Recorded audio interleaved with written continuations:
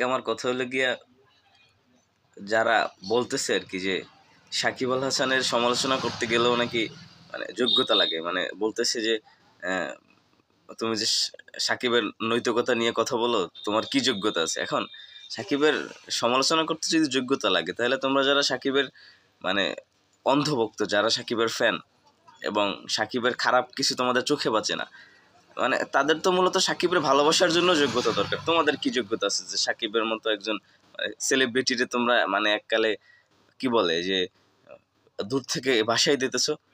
এখন একটা মানুষের খারাপ গুলারে তুমি সমালোচনা করবা না, একটা এক মানে একটা মানুষের ভালো গুলারে তুমি প্রশংসা করবা না?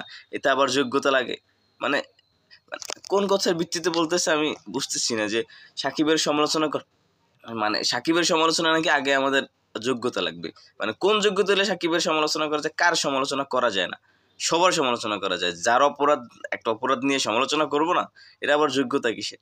মানে এইসব কথাবার্তা থেকে বের হয়ে আসেন। মানুষকে মানে বিশ্বাস করেন, ভালোবাসেন, ঠিক আছে, কিন্তু আরেকজনে ভালোবাসলে বা আরেকজনে নিন্দা করলে যে সে মানে মানে তার যোগ্যতার প্রশ্ন তুলবেন, বিষয়টা তেমন না। বিষয়টা হলো কি, আপনি আপনার ভালোবাসা দেখাচ্ছেন, আরেকজনের ঘৃণা দেখাচ্ছে। সবাই কি ভালোবাসবেনি? মানে যার অপরাধ, যার অপরাধ যতটুকু সেটা নিয়ে কি মানুষ কথা বলবে না? এটা নিয়ে আপনার এত মানে মানে এত কি বলে, এত মানে কি, মানে এত জ্ঞান যে যে আরেকজন বোঝে না, কিছু না বুঝে করতেছে। যারা ক্রিকেট বোঝে না তারা সাকিবের সমালোচনা করে। কে রে ভাই, সাকিবের চাইতে কি ক্রিকেটার আর নাই?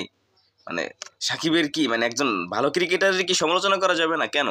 মানে একজন একজন ভালো মানুষ যদি খারাপ কাজ করে, তার সমালোচনা করা যাবে না? কেন করা যাবে না? এখন এই বিষয়টাতে যারা একেবারে মানে একটা শৈল্পিক পর্যায়ে নিয়ে যাইতেছেন, আপনাদেরও উচিত যে খারাপরে খারাপ বলা, ঠিক আছে, আর ভালোরে ভালো বলা। ধন্যবাদ।